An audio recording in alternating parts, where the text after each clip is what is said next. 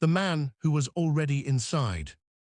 This happened when I was 5 years old, just a few months after my parents divorced. My mom and I had moved into a small first-floor apartment. It had 2 bedrooms at the end of a narrow hallway, directly across from each other.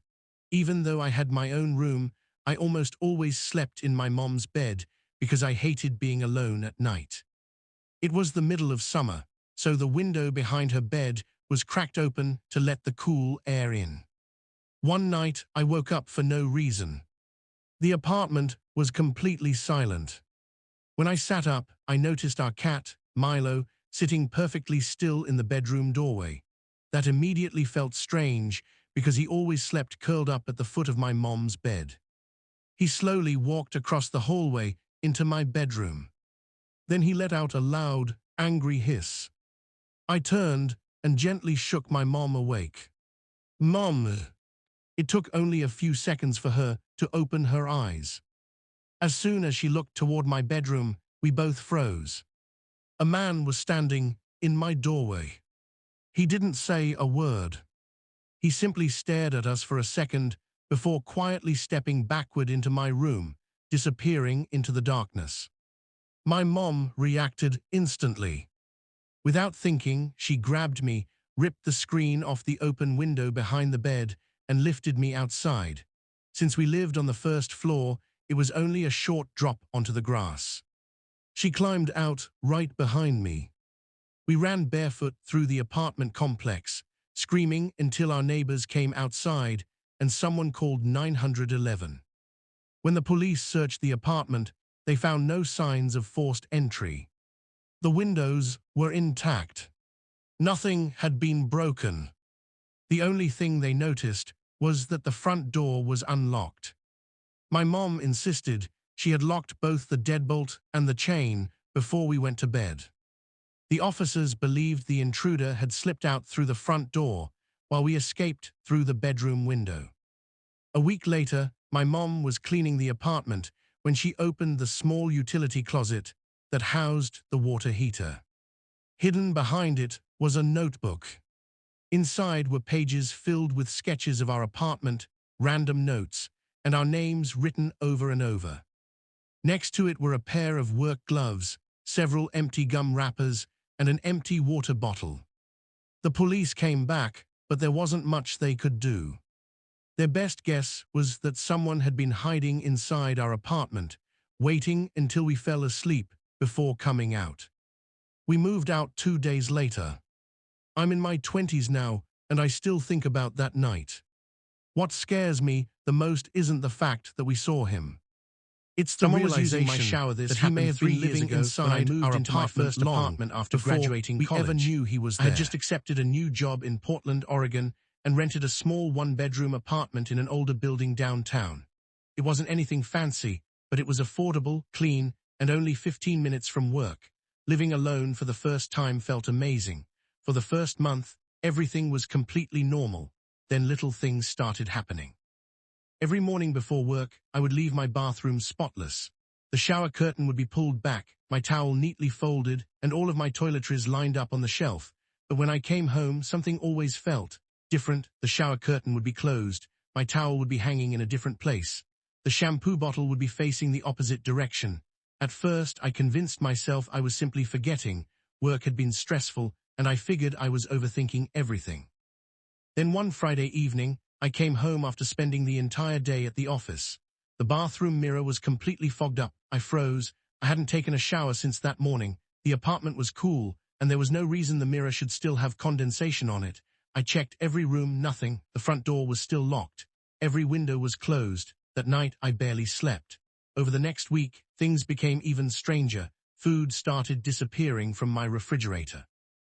Bottle of orange juice slowly emptied. Even though I hadn't touched it, half a loaf of bread vanished. Someone had eaten 2 slices of leftover pizza I had planned to take to work. I began wondering if someone had a key to my apartment, so I bought a small indoor security camera and placed it on a bookshelf facing the hallway that led to my bathroom and kitchen. The first night, nothing happened. The second night was different. At exactly 2:41 a.m., my phone buzzed with a motion alert. Half asleep, I opened the camera app. At first, I didn't see anything. Then the bathroom door slowly creaked open. A man quietly stepped into the hallway. He looked to be in his 40s, wearing dark clothes and my bathrobe. My heart stopped.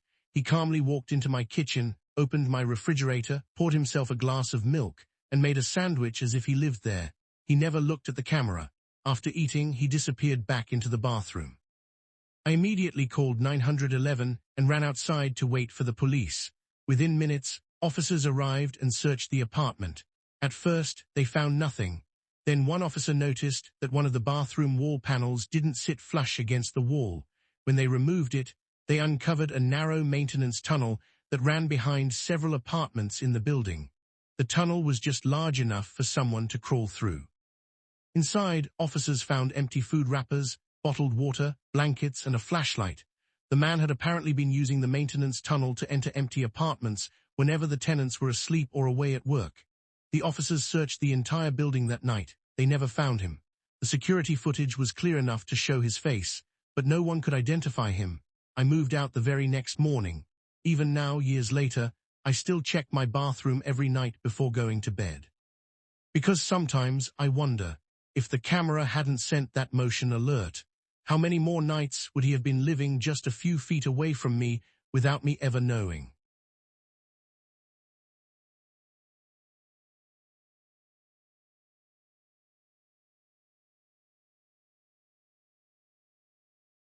The locked attic. This happened when I was 12 years old, and it's the reason I refused to live in an old house ever again. After my parents divorced, my mom wanted a fresh start. She found an old farmhouse just outside a small town in Pennsylvania. It was cheap, surrounded by woods, and had more space than we needed.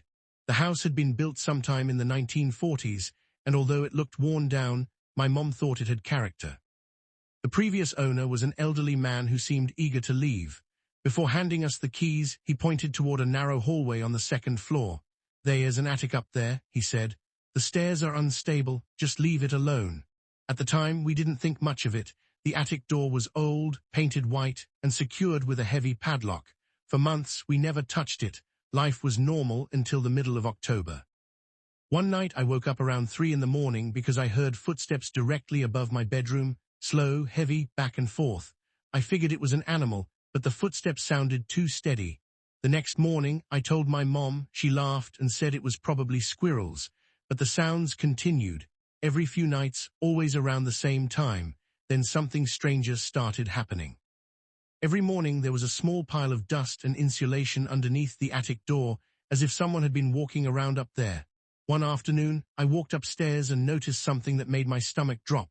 The padlock was hanging open. I immediately asked my mom if she had unlocked it. She looked confused. "No, I haven't touched that door." We checked the attic entrance together. The door was still closed. Neither of us opened it. That night, neither of us slept very well. At exactly 3:17 a.m., the footsteps came back. Only this time they stopped directly above my room. Then came 3 loud knocks, boom, boom, boom, right above the ceiling. My mom grabbed a flashlight and called the police. 2 officers arrived about 20 minutes later. They searched outside first. Nothing, no footprints, no broken windows. One of the officers finally decided to open the attic. The old wooden stairs creaked as he climbed. His flashlight disappeared into the darkness. Everything went silent. Almost 30 seconds passed before he called for his partner. When both officers came back down, neither of them looked relaxed. One of them asked my mom if anything had gone missing over the last few months. She mentioned food disappearing occasionally, bottled water, a flashlight, some blankets. The officers exchanged a look. Hidden behind old insulation, they had found a small sleeping area. There was a mattress, blankets, empty food cans, fresh water bottles. Someone had been living inside our attic. One officer estimated that whoever it was had been staying there for weeks, maybe even months. The attic had a small opening that led onto the roof. From there, it was possible to climb down the back of the house without being seen. The police searched the property until sunrise. They never found anyone. The following week, we packed everything we owned and moved out. A few months later, one of the officers contacted my mom. He told her they had found fingerprints in the attic, but they didn't match anyone in the system. The case eventually went cold. I'm 26 now. Every time I hear a creak above my ceiling, I stop whatever I'm doing and listen, because I learned something that autumn. Sometimes the scariest thing isn't a ghost. It's realizing that someone has been living above your head, silently watching your life. without you ever knowing.